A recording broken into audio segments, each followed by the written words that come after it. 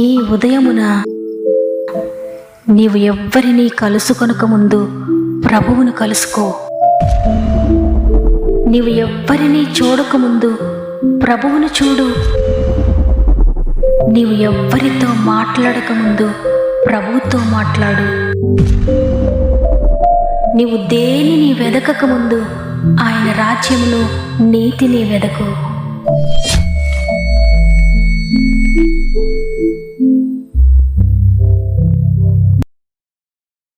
Praise the lord. ఈ ఉదయకాలమున God first అనే వాగ్దాన కార్యక్రమానికి హృదయపూర్వకంగా మిమ్మల్ని అందరినీ మరొకసారి ప్రేమతో ఆహ్వానిస్తూ ప్రభునామంలో మీ అందరికీ నా యొక్క శుభాలు తెలియజేస్తున్నాను. ప్రియ సహోదరుడ, ఈ ఉదయాన్ని మీరంతా ఎలా ఉన్నారు? ఏదైనా విషయాన్ని గురించి దిగులు పడుతున్నారా? ఏదైనా బాధ మీ హృదయంలో ఉందా? దేనిని గురించి కంగారు పడుతున్నారా? కలవరపడుతున్నారా?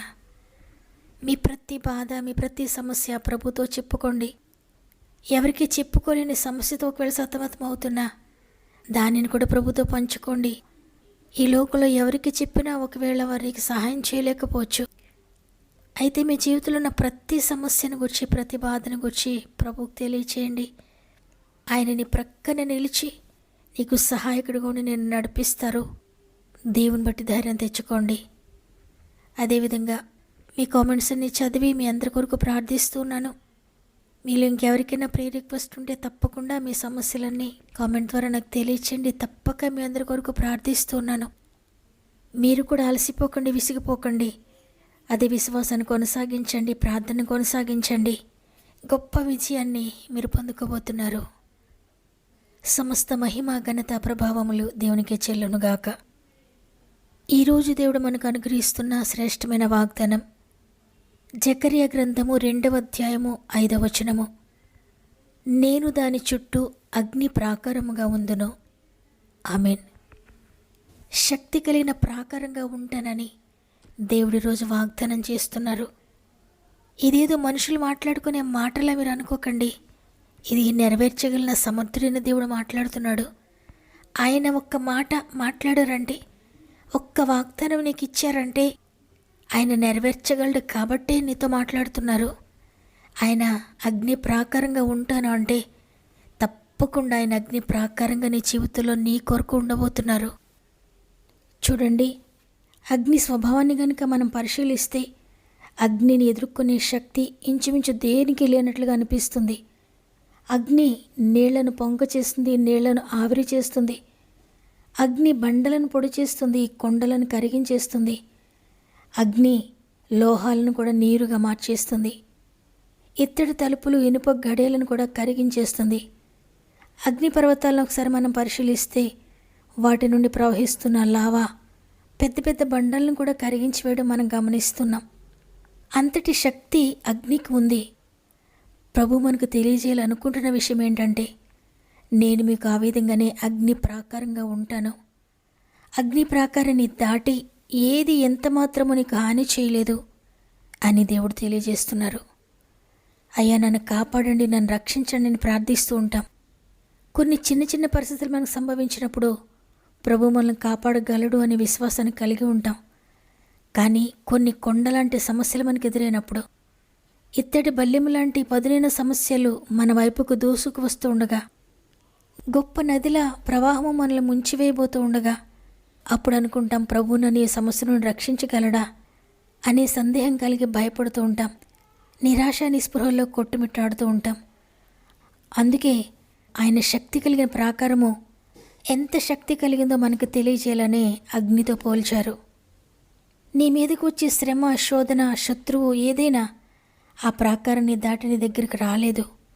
అది ఎంత శక్తివంతమైనదైనా, నిన్ను చీల్చివేయడానికి వస్తూ ఉన్నా, నిన్ను ముంచివేయడానికి వస్తూ ఉన్నా, నిన్ను నలిపివేయడానికి వస్తూ ఉన్నా, అగ్ని ప్రాకారాన్ని దాటి ఎంత మాత్రముకు నీ దగ్గరికి రాలేదు. బగబగా మండే సూర్యుని మీదకు ఒక రాకెట్ ప్రయోగించగలిగితే అది ఇంకా దూరంగా ఉండగానే సూర్యుని తీక్షణమైన వేడిమికి కాలి బూడిదవుతుందంట. ఆయన సృష్టించిన సూర్యునికి అంత శక్తి ఉంటే దానిని సృష్టించిన సృష్టికర్తకి ఇంకా ఎంత శక్తి ఉంటుందో ఒక్కసారి ఊహించగలిగితే అంత శక్తిమంతుడు దేవాది దేవుడు నీకు ప్రాకారంగా ఉంటానని వాగ్దానం చేస్తున్నారు. అంత గొప్ప దేవుని శక్తి నీకు ప్రాకారంగా ఉంటే నీవిక దేనికి భయపడక్కర్లేదు. చూడండి, కీర్తన గ్రంథము 125వ అధ్యాయము 2వ వచనంలో, యెరూషలేము చుట్టూ పర్వతములున్నట్లు యెహోవా ఇది మొదలుకొని నిత్యము తన ప్రజల చుట్టూ ఉండును. ఆయన ఎవరికి అగ్ని ప్రాకారంగా ఉంటారో అంటే తన ప్రజలుగా ఉన్నవారికి. ఎవరైతే ఆయన ప్రజలుగా ఆయన వారిగా ఉంటారో వారి చుట్టూ ఆయన అగ్ని ప్రాకారంగా ఉంటాడంట. యోబుని గురించి మనం చదివినప్పుడు అపవాది దేవుని దగ్గరికి వచ్చి యోబు గురించి మాట్లాడుతూ ఉన్నాడు. నీవు అతనికిని అతని ఇంటి వారికి అతనికి కలిగిన సమస్తమునకును చుట్టూ కంచి వేసితేవు కదా అని సాతాను మాట్లాడుతున్నాడు. చూడండి, దేవుని యందు భయభక్తులు కలిగిన యోబు చుట్టూ, అతని కుటుంబం చుట్టూ, అతనికి కలిగిన సమస్తము చుట్టూ కూడా దేవుడు కంచె వేశాడంట. అందుకే సాతాను అంటున్నాడు, కంచె దాటి వెళ్ళలేక నువ్వు కంచె వేసావు కదా, నీవు అతని చుట్టూ ఉన్నావు కదా, ఇక నేనేం చేయగలను? నీవు అతను దీవిస్తూ ఉన్నావు, నేను ఇక దీవెనను ఆపగలనా? నీవు అతని చుట్టూ కంచె వేసావు కాబట్టి నేను ఇక ముట్టలేను అంటున్నాడు.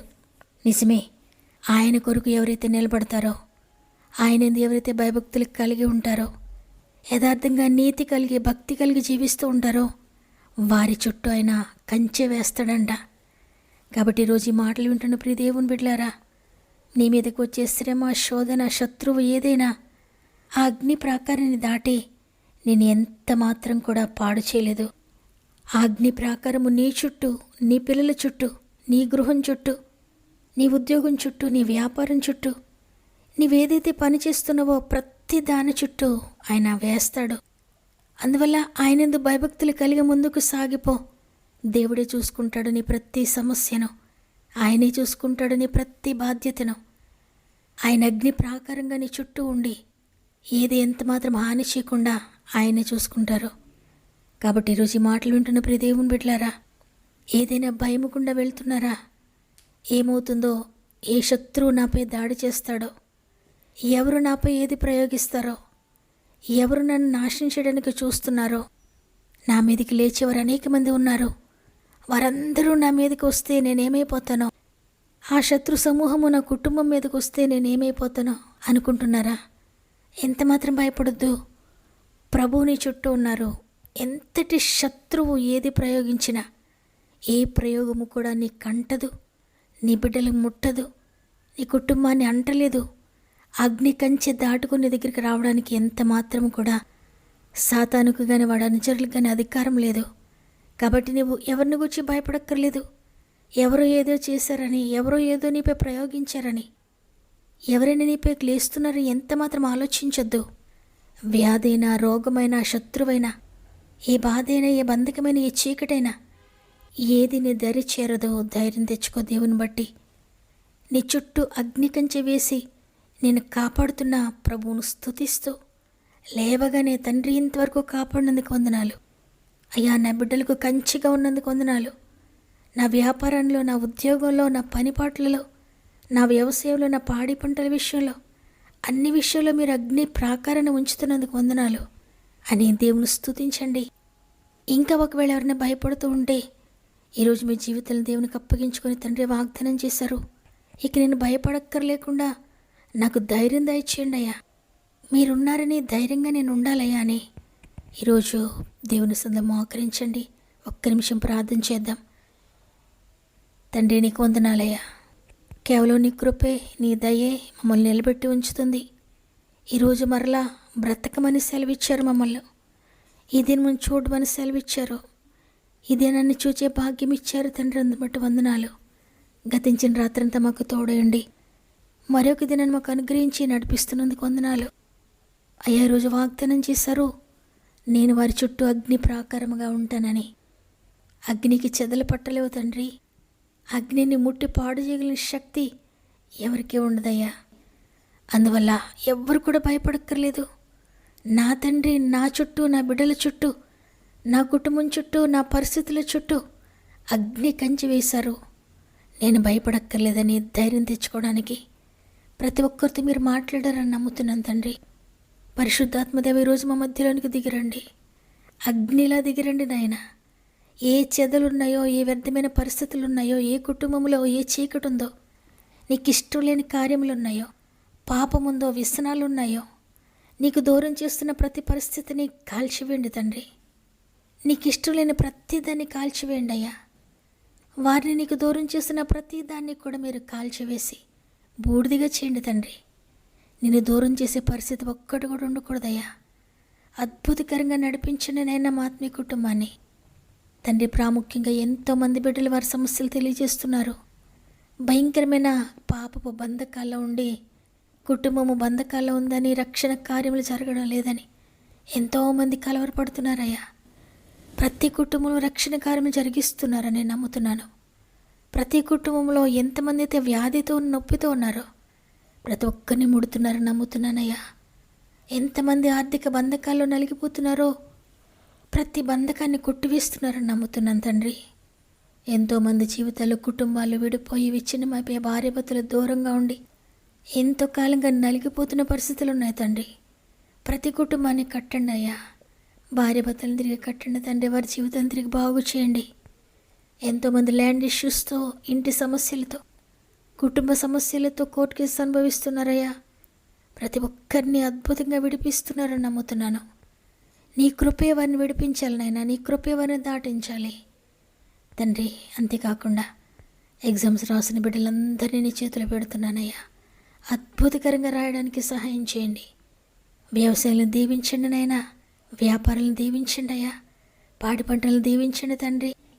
వ్యవసాయం చేస్తున్న బిడ్డలందరికీ తోడేయండి నైనా. నీ కృప చేత వ్యవసాయానికి అనుకూలమైన వాతావరణాన్ని, చక్కటి వర్షాలు మీరు దయచేస్తున్నారని నమ్ముతున్నాను తండ్రి.